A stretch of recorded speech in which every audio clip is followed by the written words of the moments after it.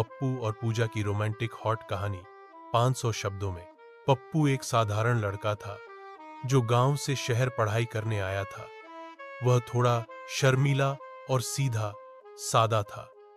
वहीं पूजा एक खुले विचारों वाली, आत्मविश्वासी और खूबसूरत लड़की थी जो उसी कॉलेज में पढ़ती थी। पहली बार पप्पू ने पूजा को लाइब्रेरी में देखा। था सफेद सूट में बैठी पूजा किताबों में खोई हुई थी। पप्पू का दिल पहली नजर में ही पूजा के लिए धड़क उठा। धीरे धीरे पप्पू ने हिम्मत करके पूजा से दोस्ती करनी शुरू की। शुरुआत में पूजा ने उसे बस एक आम दोस्त की तरह लिया, लेकिन पप्पू की मासूमियत, ईमानदारी और उसकी परवाह ने पूजा को प्रभावित कर दिया।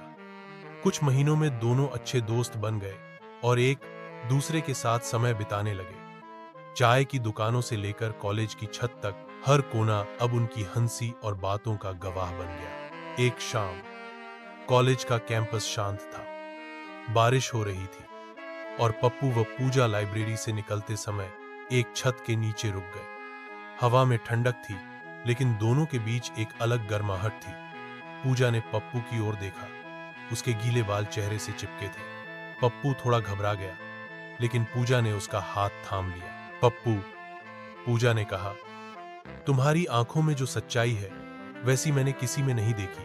पप्पू कुछ बोल न सका, लेकिन पूजा उसके करीब आई और उसकी आंखों में देखकर बोली, मैं भी तुम्हें पसंद करती हूँ। वह पल जैसे थम सा गया था। बारिश की बूंदें, अब उनके बीच कोई दीवार नहीं रही। पूजा ने हल्के से पप्पू के गाल पर हाथ रखा और दोनों की सांसें एक लय में चलने लगी। पप्पू ने कांपते हुए हाथों से पूजा के चेहरे को छुआ।